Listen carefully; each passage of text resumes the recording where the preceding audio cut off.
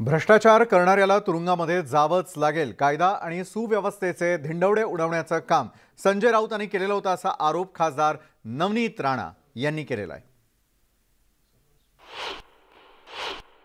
तर मला वाटते जेही कारवाई झाली ते योग्यपणे ईडी आपलं काम करत आहे आणि सुप्रीम कोर्टनी सुद्धा त्यांच्या बाजूनी निकाल दिलेला आहे की ईडी जे काम करत आहे ते नियम अनुसार काम करत आहे, ते इंडिव्हिज्युअल डिपार्टमेंट आहे, त्यांचं कर्तव्य ते बरोबरीने करत आहे।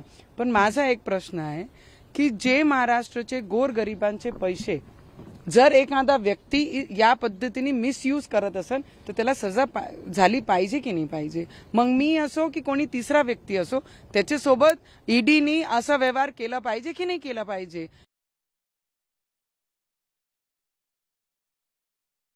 संजय राऊत यांनी महाविकास आघाडी सरकारच्या काळामध्ये मोठा भ्रष्टाचार केल्याचा आरोप आमदार रवी राणांनी देखील केलाय।